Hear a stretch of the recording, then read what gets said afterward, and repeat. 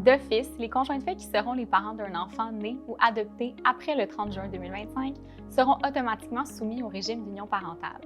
Suivant le nouvel article 521.20 du Code civil du Québec, sont considérés comme des conjoints de fait deux personnes, peu importe leur genre, qui font vie commune et qui se présentent publiquement comme un couple, sans égard à la durée de leur vie commune. Il y a une présomption à l'effet que les personnes qui cohabitent et qui sont les parents d'un même enfant font vie commune. Qu'en est-il pour les autres conjoints de fait qui ne rencontrent pas les critères précédemment énoncés? Eh bien, pour les conjoints de fait qui ont eu des enfants avant le 30 juin 2025, il est possible d'adhérer volontairement au régime d'union parentale.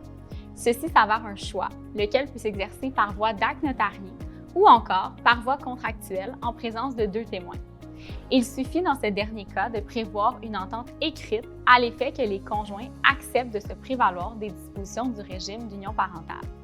Attention, il est impossible cependant de détenir deux statuts de façon concurrente.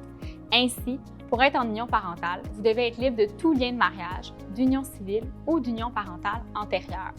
Même séparé, l'époux uni par les liens du mariage doit se divorcer avant de devenir conjoint de fait sous l'union parentale avec son ou sa nouvelle conjointe.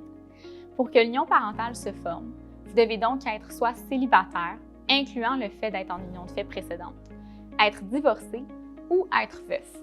Il est important de savoir que le régime d'union parentale ne s'applique pas aux conjoints de fait sans enfants. En effet, les conjoints de fait sans enfants sont libres de s'inspirer des dispositions de la loi pour préparer un contrat de vie commune s'ils le souhaitent, mais ils ne seront pas d'emblée assujettis à l'union parentale.